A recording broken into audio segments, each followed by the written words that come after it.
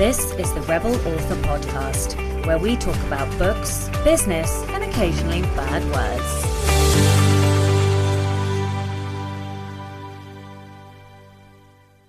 Hello, Rebels, and welcome to episode 97 of the Rebel Author Podcast. We are just 3 weeks away from the big 100, and I am so excited. I still can't believe that we are almost there. But today I am talking to Nat Connors from Kindle Trends all about how to understand your book market. Now, a word of warning about this episode. It is one of the most jam-packed episodes, full of information and tips and tricks that I think I've ever done. Nat has a gigantic brain and is super, super helpful at translating that into tips and tricks. So I do recommend that you bring a notepad and pencil to this episode. Okie dokie, but first to last week's question, which was, do you enter competitions? Tom Fowler said, nope, there are too many dodgy and scammy ones out there. Even if you find a legit one, do readers really care you won an award they've probably never heard of? I think that's a really good point, and I don't know how much it affects readers. What I do know is that when I am looking for perhaps more literary books, or I am looking for books of a certain standard or quality, I definitely do look at to see whether or not somebody's won an award. Though the other part of me, when I'm like thinking of it from a writer's perspective, it's only about the ego. I definitely want to win an award. I like winning competitions. I'm competitive. But whether or not that really makes a difference, I don't know. Obviously, the prize money would help. But whether or not it really makes a difference to readers, I don't really know. 99% of the time, I'm not looking for that. I'm just looking for the story and the blurb. So I think you have a good point. It probably doesn't make a difference. Now, one other thing I did want to add in regards to the scammers, the Alliance of Independent Authors does have a watchdog, and one of the things that the watchdog does is to check contests and ratings and contests and prizes, and it has a ratings, like a traffic light rating system. So if you go to selfpublishingadvice.org, then you can go to their ratings page, and I will link that in the show notes as well.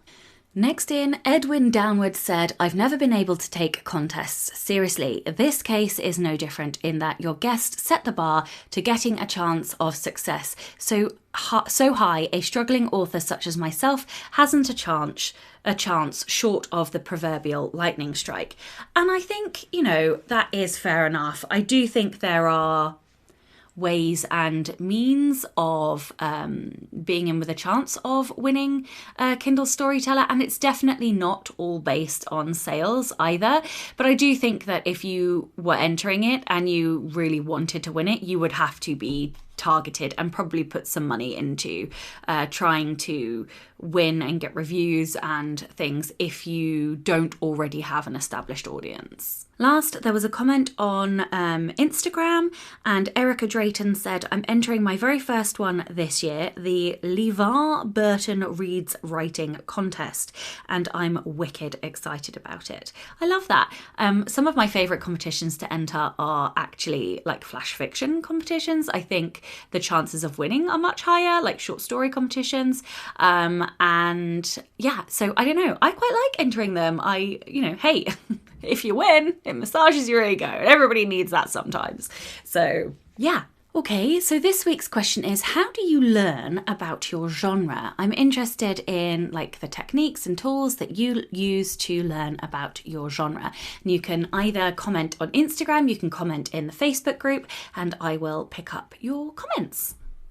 I haven't been reading an awful lot over the last couple of weeks, partly because I am extremely tired, and normally reading will give me like energy, but I think I have burnt the candle so low that I have been able to do nothing other than vegetate in front of the TV. And we have been binge watching Scandal, which, oh my goodness me, Shonda Rhimes is a genius anyway, but this truly is exceptionally brilliant. I love it. How we're on to Shonda Rhimes and Scandal when I was supposed to be giving a book recommendation, I don't know. But anyway, the point is, this is from a couple of weeks ago, and I am recommending I hope I haven't recommended this one already. But anyway, it's Hani and Ishu's Guide to Fake Dating. No, see, I feel like I may have mentioned this on Next Level Authors podcast instead. But yeah, so this is the recommendation. Now, it's about two Bengali girls, both bisexual, and they basically end up fake dating for reasons. And it is a romance, ultimately. But it was so good. The representation was so good. Now, it does cover issues like toxic friendship, racism, bigotry, religion. So there are definitely some uncomfortable moments, but I think actually it is a really good book to read, to see the problems and issues that so many marginalized people have to go through. And it's a romance and it's LGBT. And so like basically it just ticked like a whole bunch of boxes for me. And so I loved it. So I will pop affiliate links in the show notes to grab yourself a copy of that book. Okay, so personal update. I launched a book. If you didn't realise, I did launch a book. I launched 8 Steps to Side Characters yesterday, actually, as I record this, because this is the 30th of July. It's Friday morning. Actually, it's Friday lunchtime now. I'm a little bit late recording this. And yeah, oh my goodness me. I am truly deeply exhausted. And I think I might do... Actually, I'm not going to promise to do this, but I may do a mini episode just looking at launch and sort of how it went and things like that. Because I'm too brain foggy to give you much of a personal update today. I am very, very tired. Now, I am excited because I am going to be on leave for 2 weeks. I am more or less turning off the computer. Next week, I will be doing the podcast. I'm not going to stop doing the podcast. I haven't missed an episode yet, and I don't intend to. So I will do the podcast, but I won't really have much by way of writing updates. We're going to do some fun activities next week. It's just me and the boy. Chloe is working. She's had him for the first couple of weeks of the summer holidays. I'm having him for the second 2 weeks of the summer holidays. And I'm going to read, and I'm going to rest, and I'm going to think, and I'm going to plan. And I'm going to look at what I am doing for the rest of the year. And so I don't think I'm really providing you a very interesting update this week, but hopefully I will be able to provide you something a bit better and more coherent next week. I'm just so exhausted. I just can't word today. I woke up on the morning of launch expecting to sit down at the computer, go at it, try and do some last minute promos and stuff. And what actually happened was I laid on my living room floor for 4 straight hours and didn't move because I was basically in a coma and unable to human.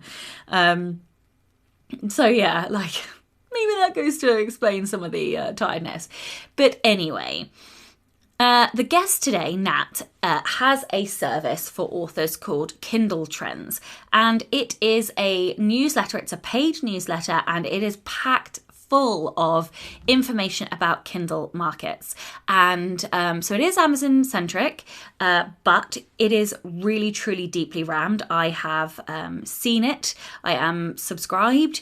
And I can vouch for the fact that it contains a shit ton of information that is useful and helpful to you targeting and writing better blurbs and all of that good stuff. Now, Nat is very generously giving a discount. So the newsletter is normally $15 a month.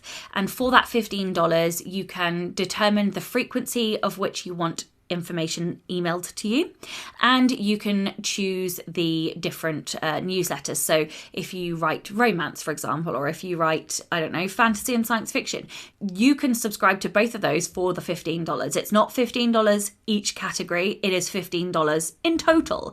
But if you use the code REBEL at the checkout, then you'll get $5 off of your monthly Kindle Trends subscription, bringing it down to just $10 per month.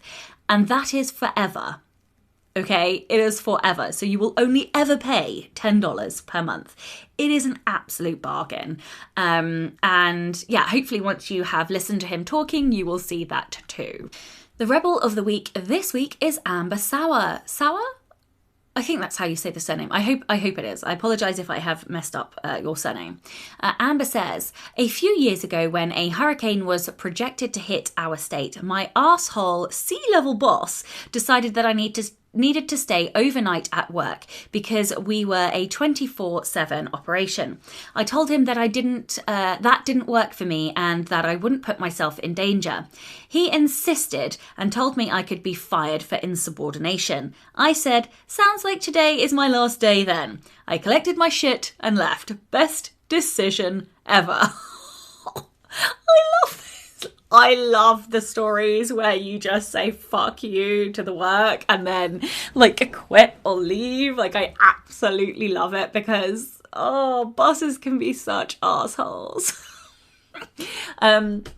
Yeah, so what an amazing story. I absolutely loved it. We are, as always, running low on Rebel stories. So if you do have a Rebel story, it can be anything, genuinely anything, big, small, or in between. I would love, love, love to be able to read out your stories on the show. You can email me your Rebel story to rebelauthorpodcast@gmail.com, or you can Instagram me at Sasha Black Author. One new patron this week, Aaron Betts. Thank you so much for joining me. And of course, a gigantic thank you to all of my existing patrons. Like, I know I say this a lot, but it's because I genuinely fucking mean it. You guys make me feel like what I do is worthwhile. You make me want to continue. And yeah, like, I just thank you so much because I feel like what I'm doing is having an impact and it means something and that it's helpful. So thank you so much. If you would like to support the show and get early access to all of the episodes, as well as bonus content like bloopers, there are video bloopers, there are audio bloopers, there are, random things that you guys get as well, then you can from as little as $2 a month by visiting patreon.com/Sasha Black. All right, that's it from me. Let's get on with the episode. Hello and welcome to the Rebel Author Podcast. Today I am joined by Nat. Nat has been publishing genre fiction since 2016. He's a fiction writer, medical scientist, and a dance teacher. Kindle Trends, which Nat founded, started when he got fed up with trying to make sense of the Kindle store and wanted to compile a summary of the information important to his own writing. He shared that information with author friends, and now he wants to share it with the wider author community as a whole. Hello and welcome. Kia ora, good evening, Sasha. It's great to be here. Thank you so much for joining me. Would you, I know I read your bio, but would you like to tell everyone a little bit about you and and your journey? Like, how did you get to where you are today? Yeah. So like a lot of authors, I guess, I grew up reading a lot. I grew up on a remote farm in Aotearoa, New Zealand, in a place called Taranaki, which is pretty rugged country, way out in the boonies. So for most of my early life, it was just me and the farm animals and books, a lot of books. So I kind of always imagined that I would be a fiction writer, and I ended up doing classics at university and then sort of drifted into science. And in the way that a lot of writers do, I sort of forgot about it. I think this is a pretty common experience for people who come to writing later in life, And then a few years ago, quite by accident, I met a lovely bunch of people who were self-published authors. And I'd never heard of self-publishing as a thing. And the idea of being a fiction writer, like I'd thought when I was a kid, sort of came back to me. So I did the same thing that I guess a lot of authors do in that situation. I read a lot of craft books and I talked to a lot of people and I started writing stories. A lot of those stories were pretty bad, but some of them weren't bad. And as I kept on reading craft books, I got very interested in the business. And probably the thing I was thinking about that's most significant for my journey is the help I've gotten from other people. I wouldn't have become the author I am without the support of all of my friends. And I think if I had been a hugely successful trad author and been handed a book deal right off the bat for my first book, which never happens to anyone, I would have found it impossible to write a decent book all on my own. So I'm very glad that all of the people who have been around me as I've grown up as an author, they're the ones who have as much to do with what I've achieved as I do, you know? Yeah, that's one of the things that I love most about the indie community is the amazing Yeah. friendship, the support, the just like group team ethos. I think the indie community really feels like a team. And like you say, everybody is so willing to help, to answer questions, to provide support. And it's like it's a generational thing, because the people who came first got help and support, so they then give Mm. help and support. I got help and support, so I give help and support. It's just this wonderful reciprocal environment. So yeah, when they say it takes a village to publish a book, they are not lying. Like it really does. Yeah, I don't know how I would write a book without the help and support of all of my friends. I've got no flipping idea how people do it, on their Right? own with just them and an editor and so on. It's I know, bewildering. right? Yeah, like I would literally lose my fucking mind if I didn't have like people around me. Like I'm practically Yeah. insane anyway. But anyway. Mm. All right, so you also run an author service called Kindle Trends. So would you like to tell everyone a little bit about the service and what it provides? Yeah. So, like you said, Sasha, I got frustrated when I was starting because I did a lot of reading, I did a lot of research, and I spent a lot of time taking notes on books I'd read, what people liked and what I liked, and reading reviews and all of that. But I found it very laborious to try and go through the store and find out what was relevant to me. So, what I thought I really needed was a compiled summary of the information in a way that was uh, focused and got me straight to the content that was important for me and for my brand.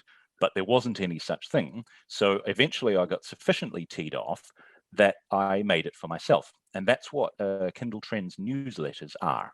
Kindle Trends is a weekly and monthly research newsletter for self published authors. Every week and every month, subscribers get in depth information summarizing every aspect of their genre: blurbs, covers, titles, trends, so on.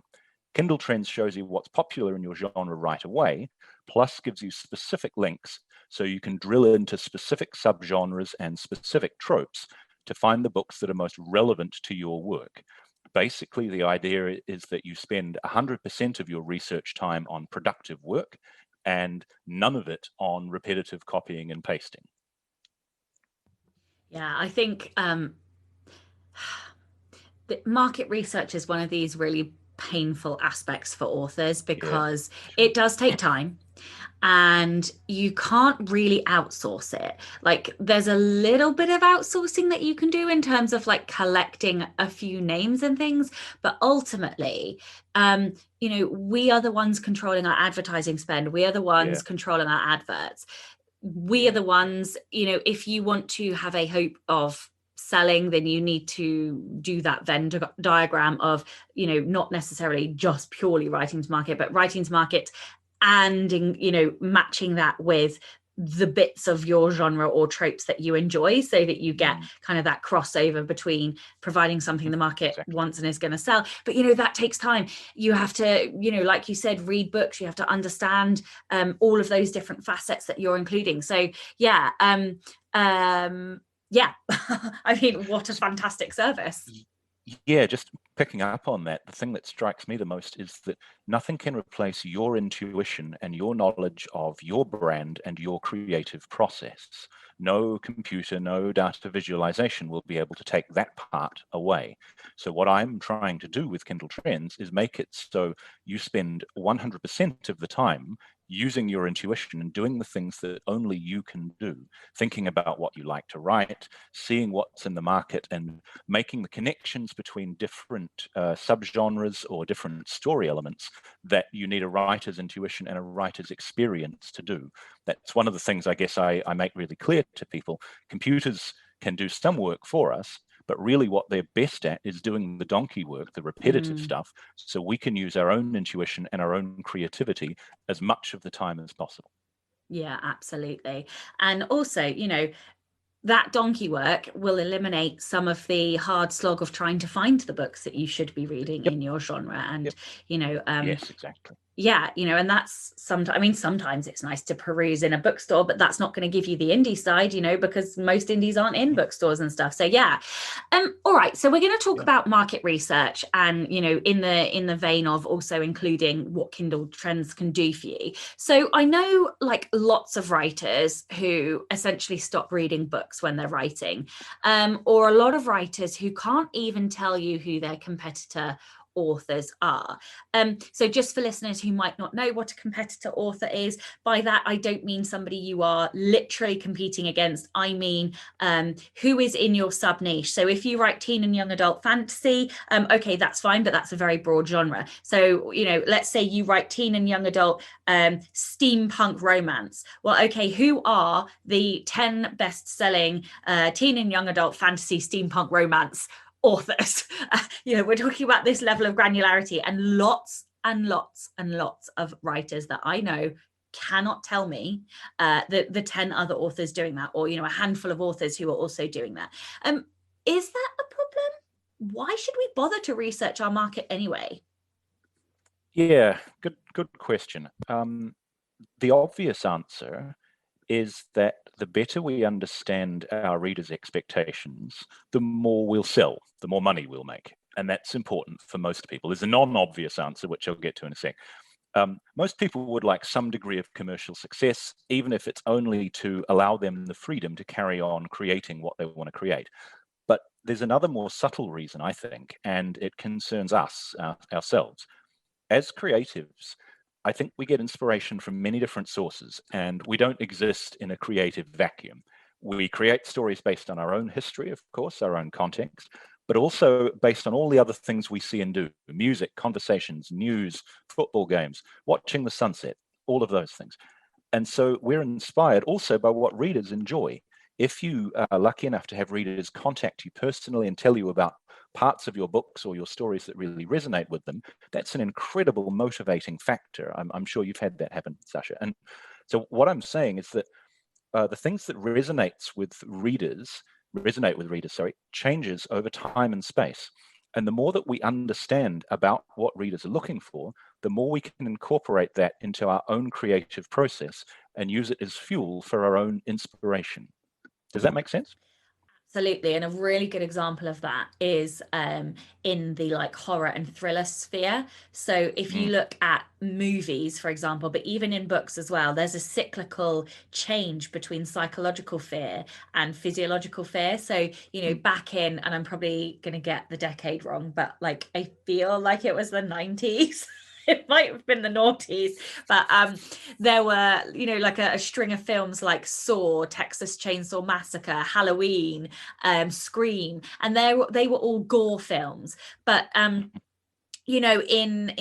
I feel like it was the 2010s maybe, we had a shift, and we had a lot of psychological stuff. So we had psychological thrillers like Gillian Flynn and Gone Girl, and looking more at like psychological fear rather than and I've got a listener and a very dear friend, Ishu, who's probably going to correct me because I've got all the dates wrong and massacred the film industry. But hopefully, it's that you can understand like the gist of what I'm saying. But that's an example of it, just how genres and tastes and things that are in fashion do change, and why it's so important that we do understand that. So Yeah, I mean, I think at that time, and I'm not a film buff, but I think at that time also there was a kind of second generation J horror thing going on where filmmakers who grew up watching Ringu and The Grudge and so on,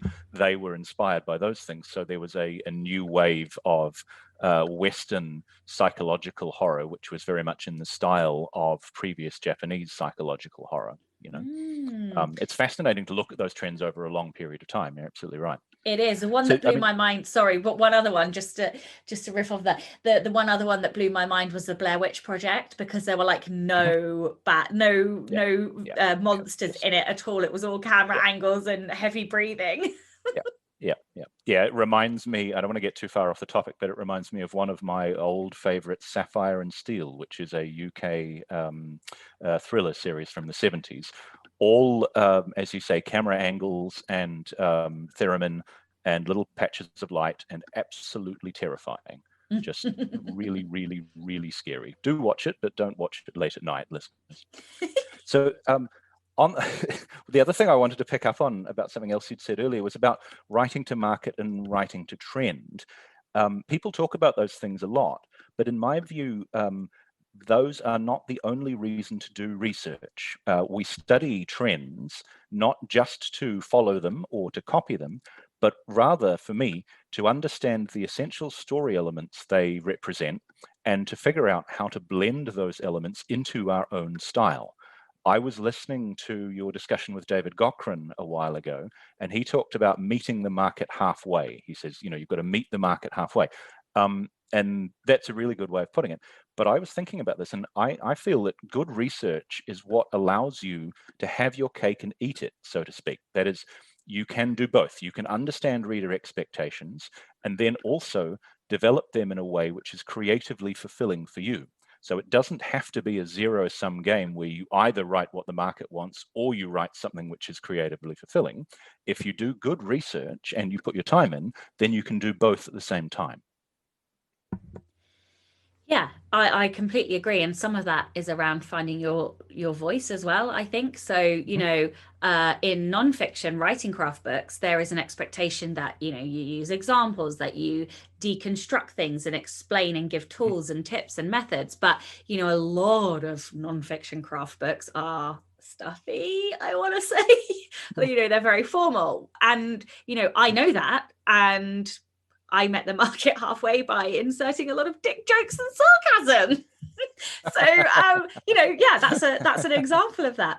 Okay, so we know now that market research is important, but what are the different things that we need to research for our books and for our business? How should we break down the research to make it easier on ourselves? Yeah, sure. So a lot of people find the idea of research for self-publishing quite intimidating because they see it as a kind of a unitary whole. There's 5 million odd books in the Kindle store, and there are more being published every month in the tens of thousands and stuff. And so it is actually quite intimidating to go there and look at them and go, So what I will talk about is a way of working out a research approach that works for each individual.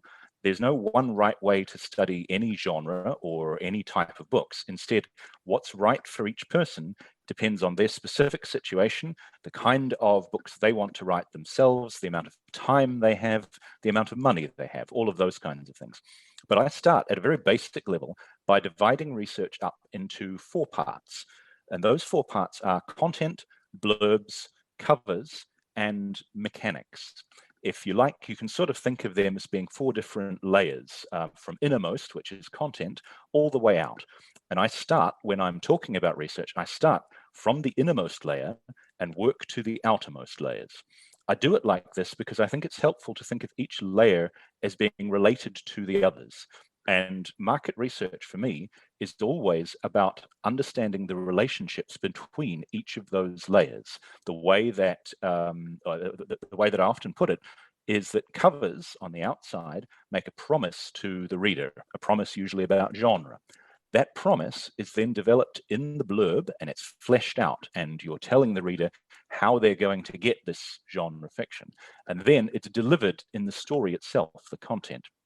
So effective genre research is about understanding each of these 4 layers and how they're related. I love that. I've never heard, I suppose an analogy, I think is the right word, looking at market research like that, and in, I suppose, like I imagined it as you were talking, I imagined it like literally in circles, like concentric circles. So that was, I love that. I've never thought about it like that. I actually find that really helpful because I'm quite a visual person. So that is an awesome analogy.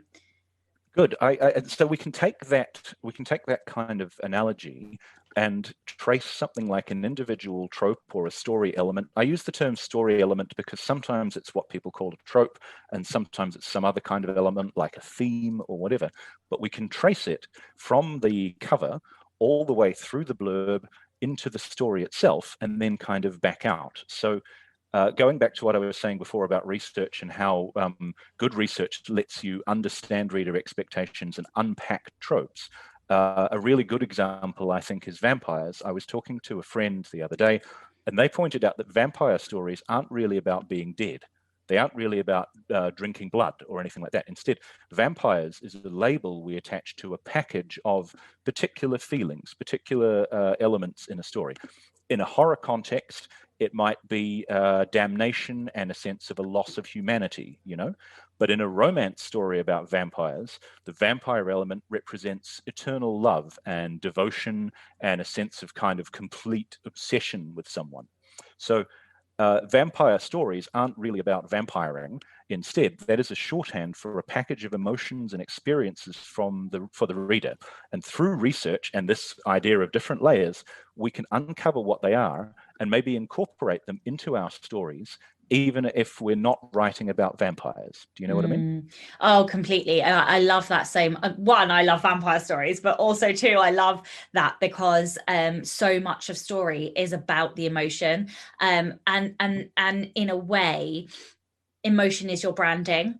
And knowing what emotion you want your readers to feel and to go away with. And, you know, like when you write nonfiction, people talk about the problem that you're solving for them. Like that is what you need to research in the market. You need to see how other people are solving problems and how they're talking about how they do that.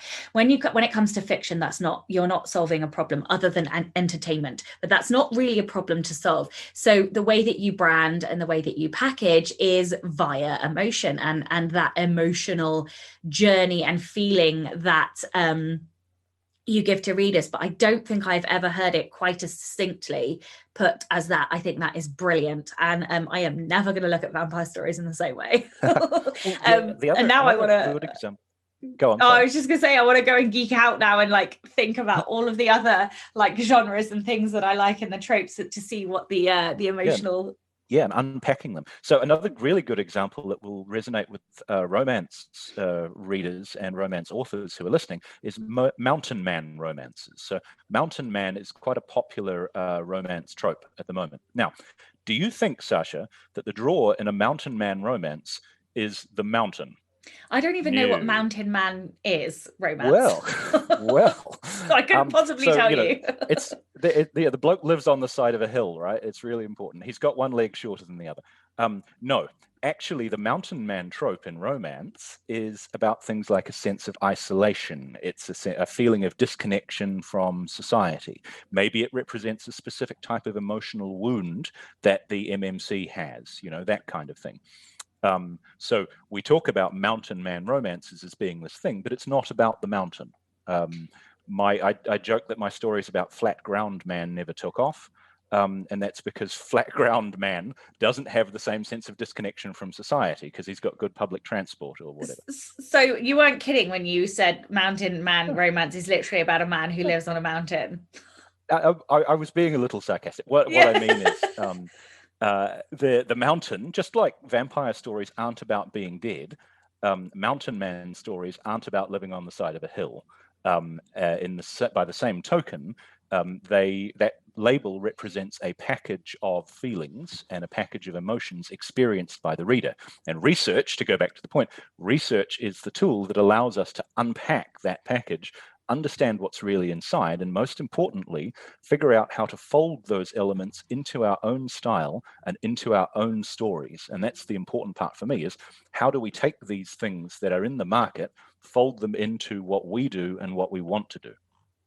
One of the questions that I get asked more than any other question, and I want to go back to what you were saying about like the different sections of research, but we'll do that in a second. Yeah, one of the questions I get asked most often is how do I find or how do I find out where my readers are? How do I research where to find readers and therefore where to target my marketing efforts? And of course, you know, like some of this is about genre, but do you have any like tips or advice on this more broadly? That is a good question. Chris Fox, in his excellent Right to Market series, he says, go where the readers are. And I very much agree with that. So for me, that means communities of people who are interested in reading a particular genre, but also people who are interested in the things that are represented in that genre. So if you're writing science fiction, don't just go to groups for science fiction readers. Instead, think about what those readers are likely to be into. For science fiction, that might be people who are into Trek or the Star Wars Expanded Universe. If you're writing hard sci-fi, you might go to a TV discussion board for something like The Expanse, like a popular hard sci-fi show. So in each case, think like a marketer and say, what else are my readers possibly into? Go to the places where people are talking about those things to get ideas and to get information about what's popular. I would qualify that, though, by stressing that when you do that, I think you're there to learn and ask questions about what readers enjoy. You're not there to actually market directly. A lot of communities have quite strict rules about marketing and self-promotion. And in general, I think that's a very good thing. Again, Chris Fox makes a great point when he talks about acting with integrity. And I think that's a really good advice, because that's also how you find dedicated fans in those spaces, by asking questions and finding out what people are into. And it's fun, you know, Sasha, like I'm sure you've done this. It's talking to people who really love something and learning why they love it, so you can try and incorporate some of that love into your books is great fun. Does that help? It does, yes, thank you. Okay, so let's go back and dive into the different aspects that you mentioned. So tell me more about how you can research content. Like, what should you look for? How do you like look for it, and what should you take note of? Yeah. So remember, we talk about these four aspects: content, blurbs, covers, and genre mechanics. I start from the inside, from the content, which is in the reverse order from the way that readers experience stuff. Like you see the cover of a book, and then you see the blurb, and then you decide to buy it, and then you read the content. But I start from the inside to go out, back to front, if you like, because I think that's how best to understand the relationships between them. So understanding content is maybe the most fundamental thing. That sounds kind of like a statement of the obvious, but it's the thing that the reader is ultimately investing in, investing their time, investing their money, and it's the thing that will get them coming back and turn them into a devoted fan of your work. If you think about your own favorite writers and the emotions that you feel when you pick up a new book by them, you're holding it and everything, those are the emotions that you want to create in a reader, and those emotions come to me largely from your content.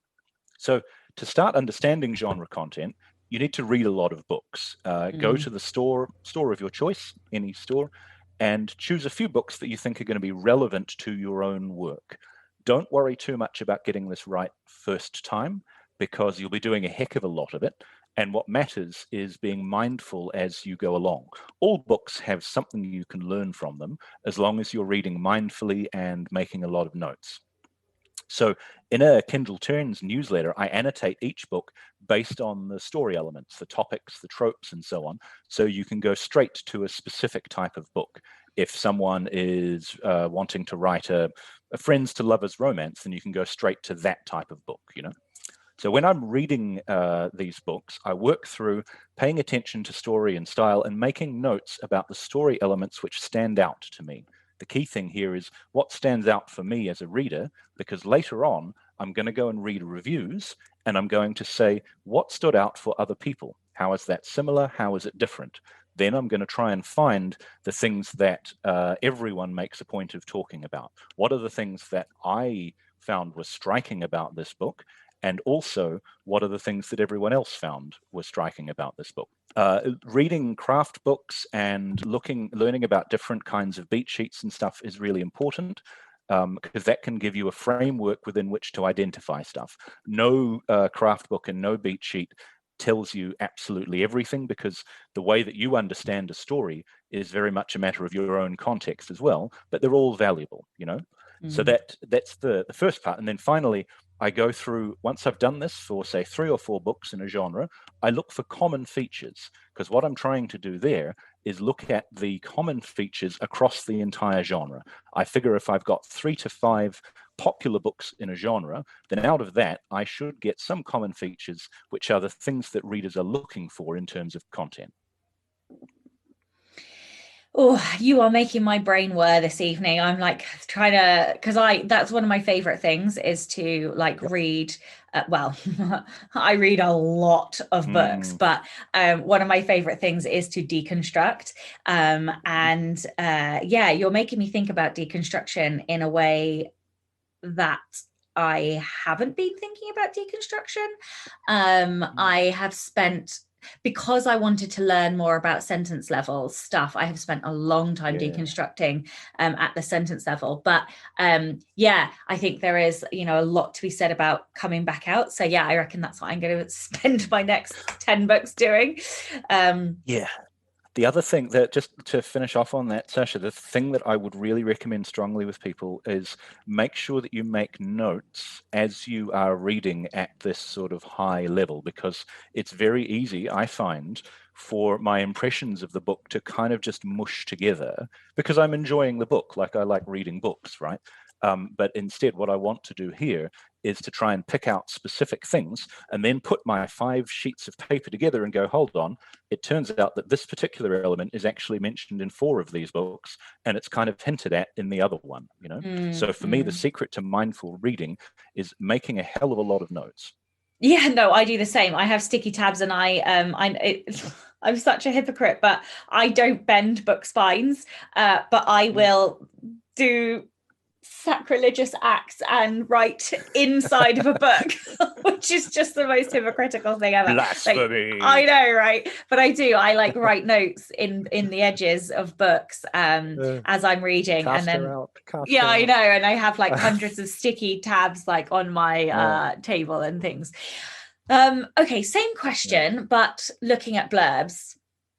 Yeah. Okay. So to repeat our initial research idea from the outside in, covers make a promise to the reader, blurbs develop that promise, content delivers on the promise.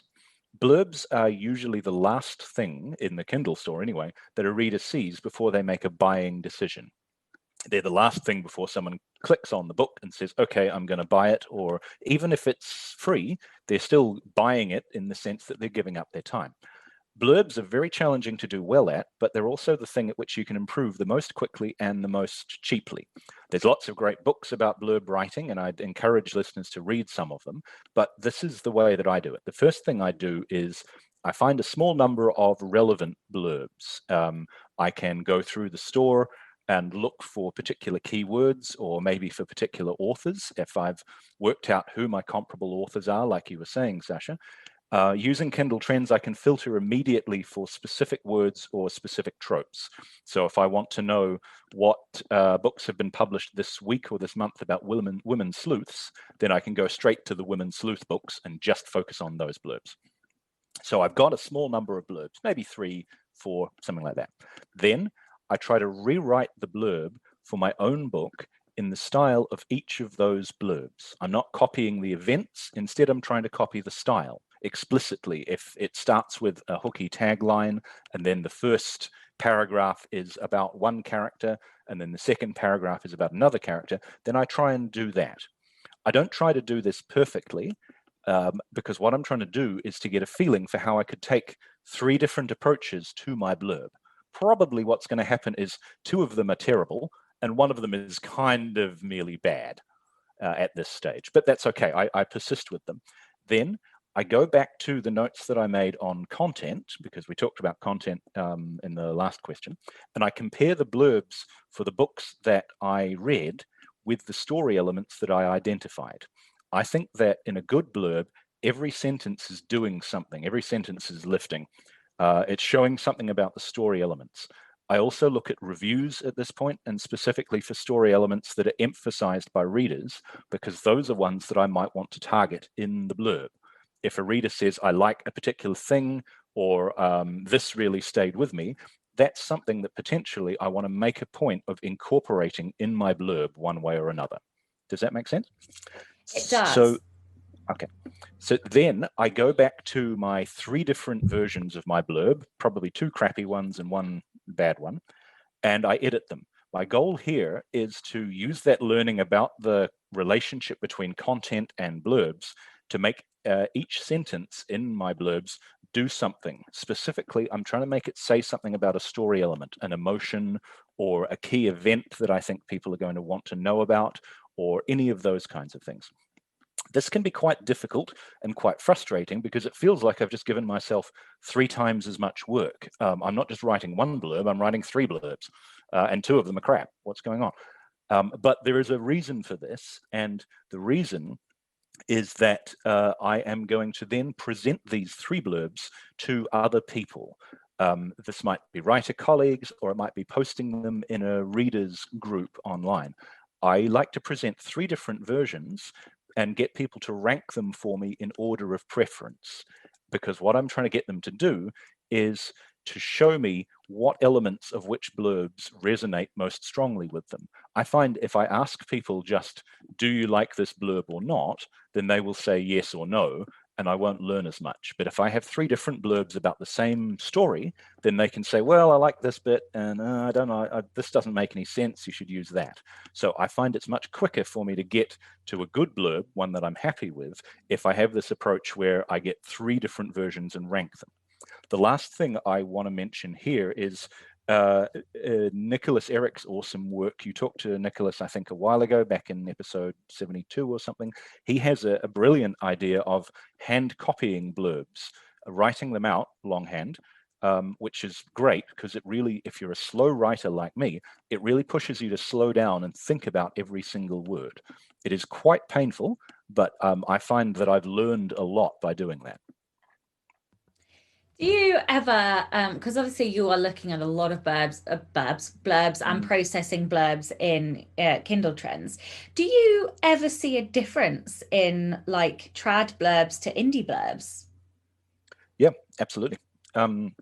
That's a good question. So again, in Kindle Trends, you can filter by trad or non-trad. Those distinctions are a little subjective because we know there are other publishing houses apart from the big 5 and so on. But depending on the genre, there can be quite a clear distinction by type of blurb. For instance, historical romance is a classic for this. You can spot a trad published historical romance from quite a distance, both through the blurb and through the cover. In other stories, perhaps like a contemporary mystery or a domestic suspense, there's maybe less difference.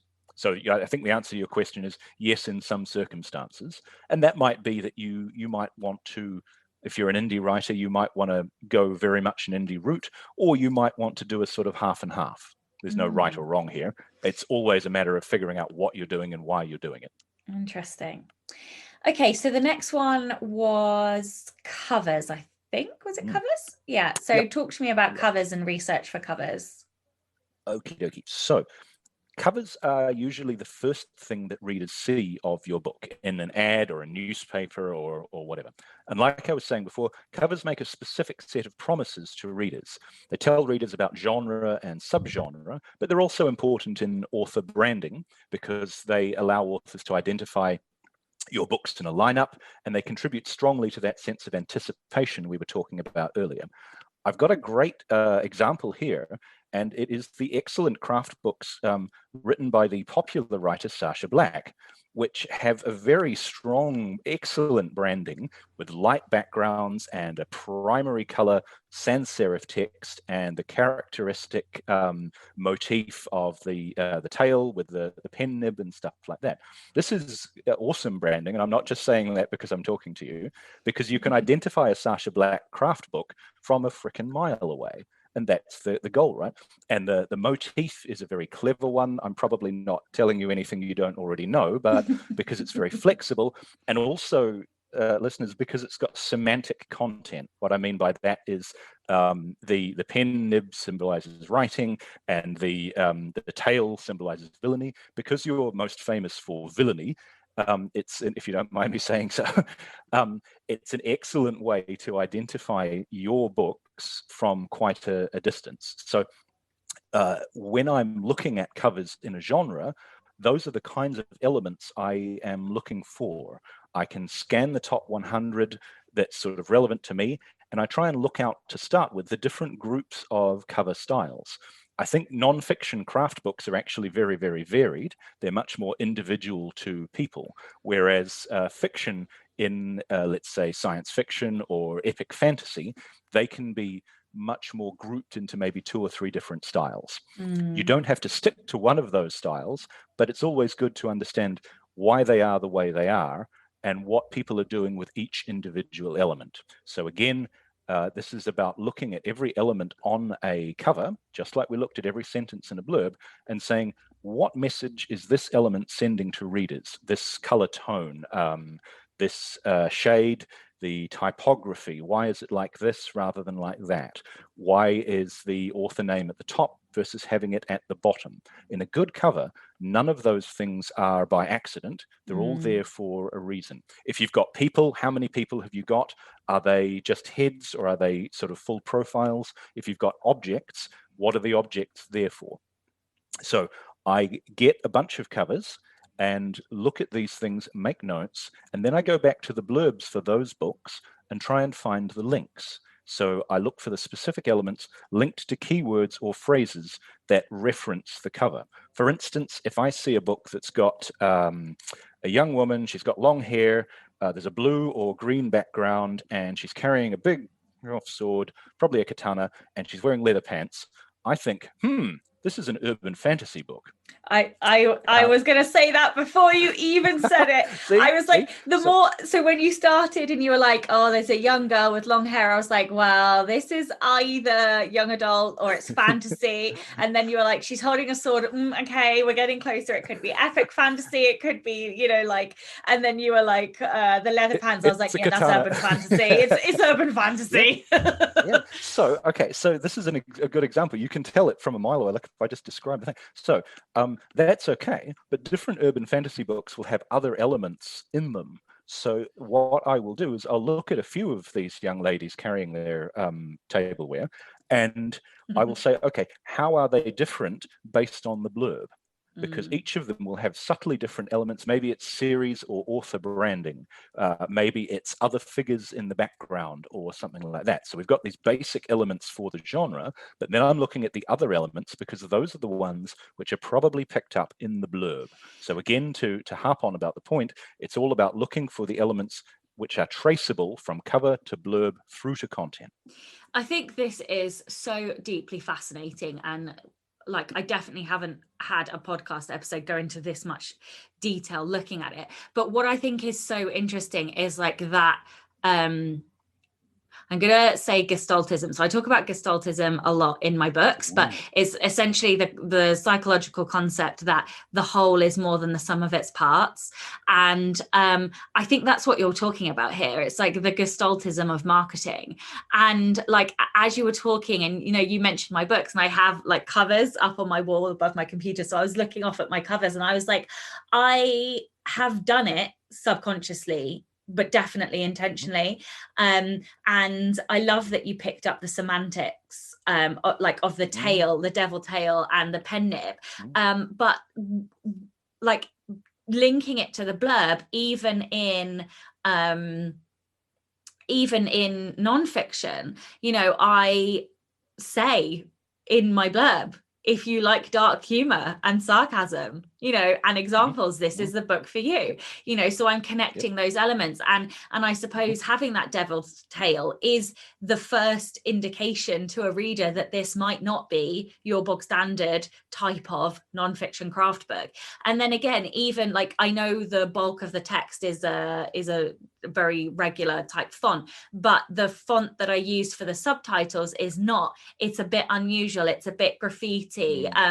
So even there is a subtle indication. And then that, like you said, that links to the blurb and the fact that I outright say this is dark humor or sarcasm and that stuff. But yeah, I've never thought about how that traces through, and I just think this is fascinating.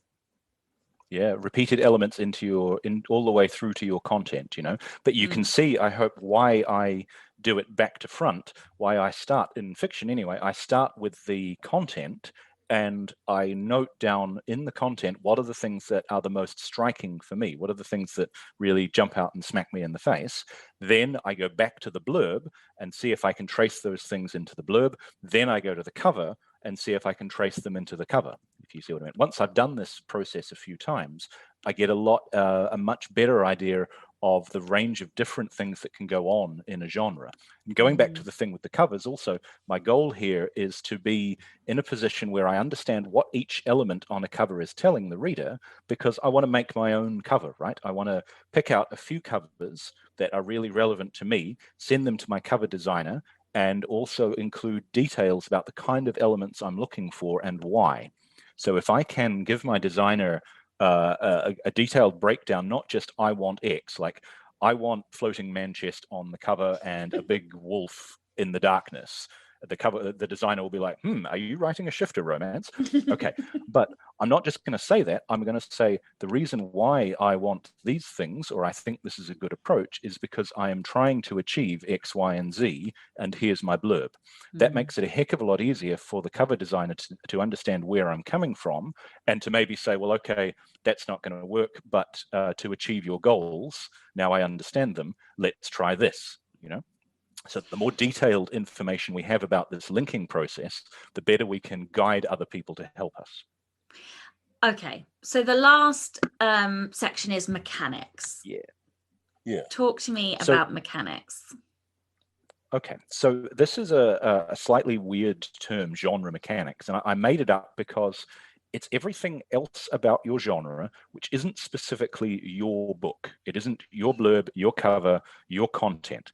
It's a sprinkling of different things, but I put it here because I think you're best placed to understand it when you have a picture of content, blurbs, and covers. So for example, release frequency is a very important thing. If you're in a genre which has a lot of churn, it turns over really quickly, then you may need to match that or to get close to it. If you can't do that because you're not as fast a writer, I'm not a fast writer, then it doesn't mean I can't be in that genre, but it does mean that I need to alter my expectations, maybe change my branding.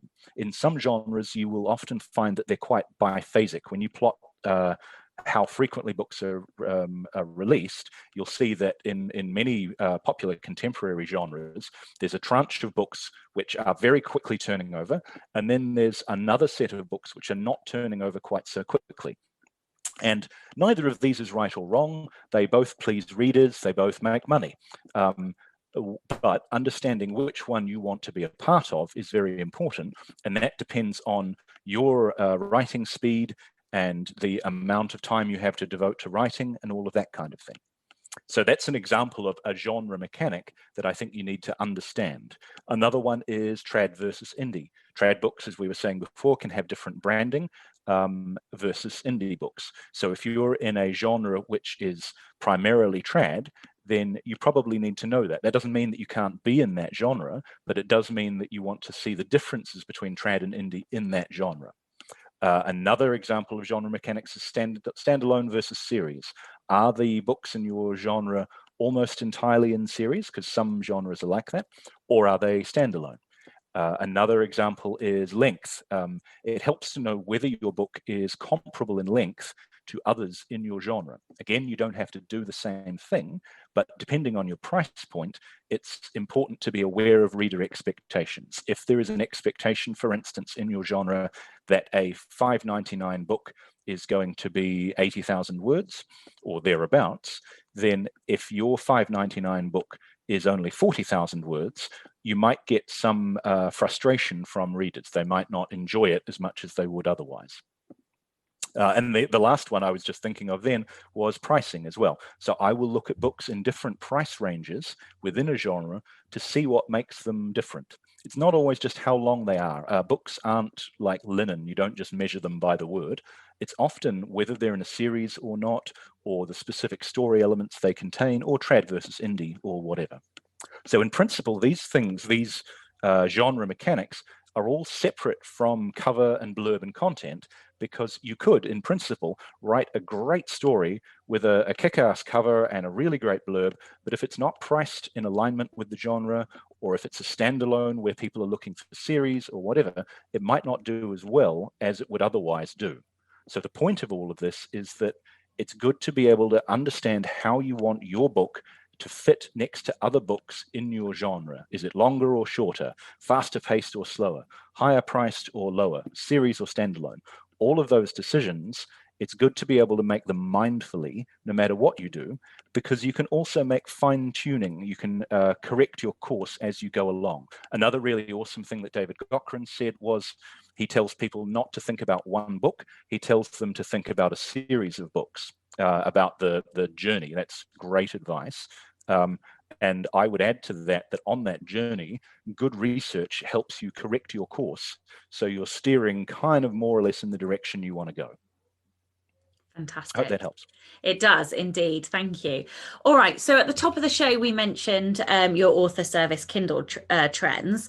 And of course, you've given lots of tips and tricks for authors to go away and look at their markets in a different way. But of course, Kindle Trends can take some of the pain away. So do you want to just remind readers, this is because this is what we've been talking about. Do you want to remind listeners about how Kindle Trends can help and make a lot of this easier for them?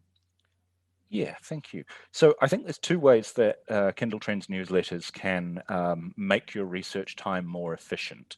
The first one is that whatever research time you've got, you can use it usefully. If you've got 30 seconds in the morning, you can just read the first section of your genre newsletter, and that gives you a summary of the week or the month. It's like the first page of the newspaper, and it's deliberately like that. It'll tell you about the new books. It'll tell you about what tropes are trending up or down. It'll give you links so you can go straight to those things. You see that aliens are up 5 this week, so you go and you look at the alien books because maybe that's of interest to you. It tells you about trad versus indie, KU versus wide, series versus standalone, all of those kinds of things in 1 or 2 paragraphs. If you've got more time, then you can dig into each of those things that are really relevant to you. You can filter for the books that are enemies to lovers books, and you can pull out just the blurbs for them. So one of the things that I suggest to subscribers a lot is, this is a quick way to beef up your blurb skills. Every week, just grab the blurbs for the books with the same tags as yours, the ones you're writing, and then read them. And maybe like Nicholas Eric says, just copy them out longhand. That's a little bit like doing lines if you were naughty at school, but two pages of that every week or so, and it really improves your blurb skills, and it's an easy thing to do while you're drinking your coffee or on the treadmill or whatever. So that's the first thing that Kindle Trends can do, I think. The second thing is that Kindle Trends helps you go straight to the content that's really relevant for you and helps you make decisions. So if I'm thinking about writing a space opera and I've decided I want to be wide and I want to be priced above $4.99, then I can say, okay, I'm going to go to the science fiction newsletter. I'm going to look at all of the books tagged space opera, and I'm going to choose the wide ones, and I'm going to look at $4.99 and above, and I'll see all of my comps. I'll see all of my comparable authors immediately there, their covers and blurbs and so on. That means, going back to what we were saying before, that you can spend all of your time doing the stuff that only you can do, rather than the donkey work of trying to pull them out of the store and worrying that you've missed them and all of that kind of stuff. I think this is really important because it lets us ask questions that inform the decisions we make. Whatever I put in Kindle Trends, I care a lot about it being actionable. There isn't any fluff in there. It's all stuff that is useful for somebody. The other thing I would want to stress is that you get a month free. So the first month is completely free, and you can cancel every time, anytime you want. There's no tiers, there's no upselling, no premium this or that. I'm not really a marketer, Sasha. I'm kind of much more of a writer. The last thing I would mention is that I've got a discount code, which maybe we could put in the show notes if that's okay. And if you use the code REBEL, normally Kindle Trends is $15 US a month. But if you use the discount code REBEL, it will take $5 off, and it will bring the price down to a measly $10 a month, and that's in perpetuity. It's not for a month or 2 months, it's forever. So if you use the discount code REBEL, then you will get a significant discount for the rest of your life. And I also, I'm just going to explain that, because I didn't realize this when I was going through this, that you're not paying $10 per genre. So if you are a writer of science fiction and you write gay romance as well, and you would like to go into say cozy mystery, you aren't going to pay $30 for each of those genres. You're going to pay $10 and you will get all of those newsletters every week or every month, depending on what you choose. So it is actually a massive fucking bargain, and you are entirely underpriced, just to let you know. Yeah, it's deliberate. It's deliberate. No, this is one price, and you get everything now and forever. Like I say, I'm a writer, and I want to deliver something which is helpful for working writers at an affordable rate. My goal here is that this has to pay for itself every single month, month after month after month. So it needs to save you 2 hours of your time every month at minimum wage. And if it doesn't save you 2 hours of your time every month at minimum wage, I'll just give you back your money. That's it. I am not a venture capitalist. It will definitely save people 2 hours at least of their time. Right. That's why I'm So I mean, also this is a solo operation. If you give me money, it goes to buy my groceries. That's really as far as it goes, right? I'll send you a picture of the groceries. Just post them on Instagram. That's what everyone else does. Yeah, I need advice from you on that, because that's not my bag. But all right. Well, this is the Rebel Author Podcast. Tell everyone about a time you unleashed your inner rebel. Well, I spent some time thinking about this, and with the theme firmly on unleashed, I was a long time ago when I was studying.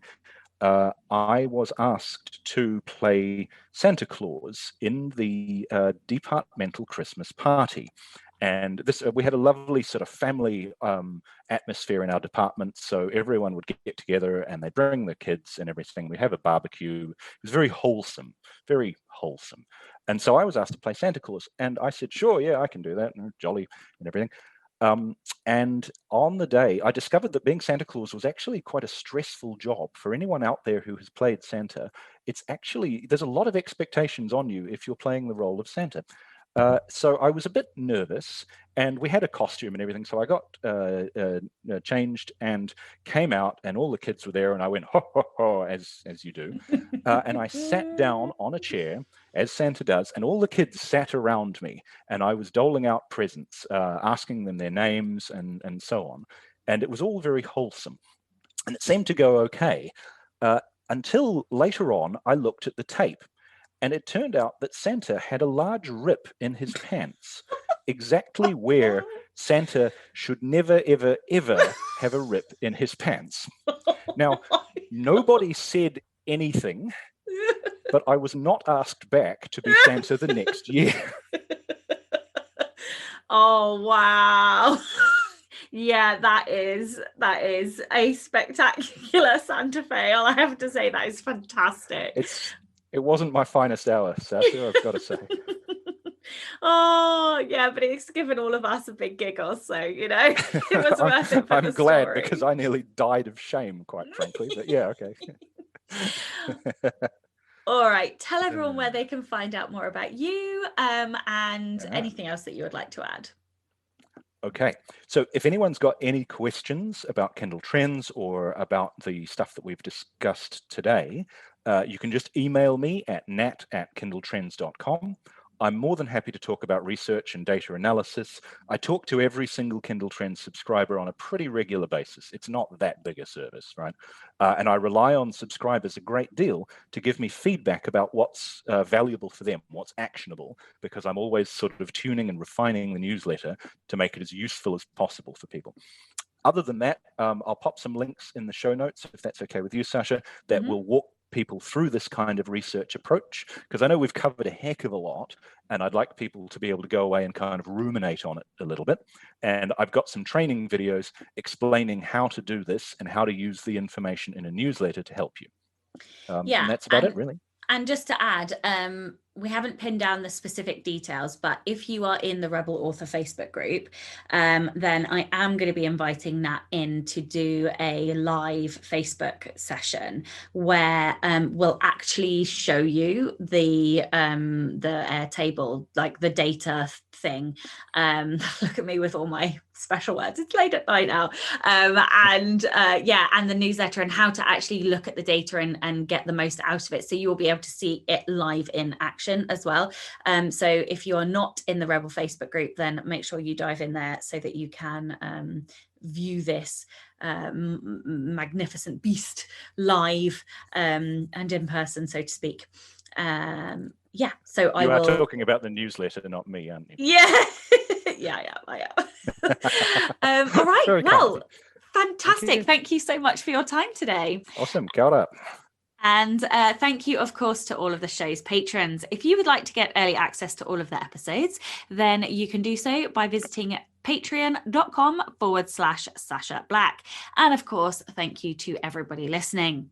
I'm Sasha Black. You are listening to Nat from Kindle Trends, and this was the Rebel Author Podcast. Join me next week when I will be talking to Corey and Wallace from Formatted Books, and they very kindly reformatted the hardback of Keepers for me, and I've seen the digital stuff and it's stunning, but hopefully by next week I will have the physical copy in my hands, and so I'll be able to update you on my experience with that. But we're going to be diving into the world of book formatting next week, so join us, or join me, then for that. Don't forget to tune in and subscribe on your podcatcher.